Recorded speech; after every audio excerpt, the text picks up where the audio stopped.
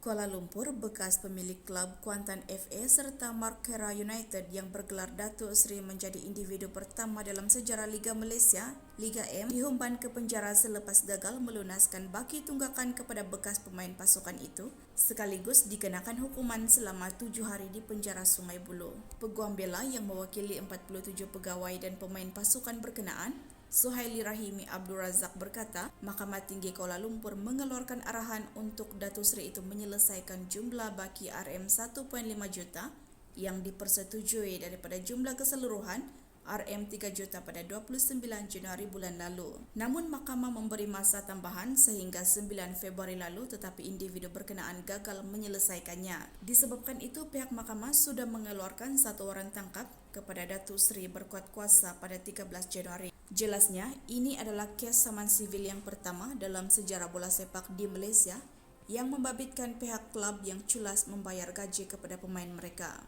Memandangkan terdapat cadangan penyelesaian sebelum ini dan terdapat proses-proses pembayaran pada tahun 2023 dan hasil perbincangan lanjut jumlah baki akhir yang wajib diselesaikan oleh defendant menjadi RM1.5 juta. Pihak peguam telah berhubung dengan pihak defendant bekas pemilik Kuantan FA dan Markera FA sehingga 5 petang 9 Februari lalu dan duka cita dimaklumkan masih belum ada bayaran. Peguam menghantar satu surat kepada mahkamah untuk perintah tangkapan yang diberikan oleh mahkamah pada 29 Januari 2024. Mahkamah mungkin sudah keluarkan perintah tangkapan tersebut kepada balai berkenaan untuk proses pelaksanaan. Selepas hukuman dijalankan, kami akan teruskan lagi dengan tindakan pelaksanaan yang lain seperti isytiharkan bankrupt, sita harta miliknya dan sebagainya. Kes ini tidak akan berhenti di sini, katanya dalam sidang media di Shah Alam hari ini. Tambahnya, kes ini bukan sesuatu yang mudah kerana ia mengambil masa hampir 2 tahun untuk para pemain mendapatkan hak mereka,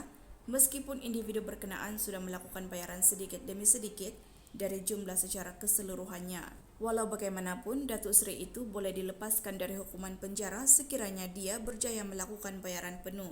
Dia pemilik klub itu boleh dikeluarkan dari penjara jika ada bayaran penuh. Contohnya hari kedua di penjara, dia melakukan bayaran penuh RM1.5 juta, maka dibebaskan serta-merta. Syarat, dia mesti bayaran penuh dan tidak boleh kurang dari jumlah itu. Untuk kes ini dalam tahun pertama 2022 sehingga 2023, banyak perbincangan berlaku dan apa yang kita peroleh sekitar RM500,000 sahaja, yang mana jumlah tunggakan pada ketika itu adalah RM3 juta ringgit. Di dalam saman sivil, kita ada satu proses iaitu proses pelaksanaan iaitu saman komitel, yang mana kita boleh penjarakan defendant di atas penghinaan kepada perintah mahkamah yang melampaui, tetapi proses penjara itu perlu ikut fakta kes tertentu, katanya. Terdahulu, menerusi laporan eksklusif akhbar ini sejak 2022, seorang bekas pemilik klub Kuantan FA dan Markera United bergelar Datuk Seri berdepan risiko dipenjarakan selepas didakwa dengan sengaja ingkar perintah mahkamah untuk membayar tunggakan gaji berjumlah lebih RM6 juta, membabitkan 47 individu terdiri daripada bekas pemain dan pegawai pasukan Kuantan FA dan Markera United. Berdasarkan fakta kes, bekas pemain Kuantan FA menuntut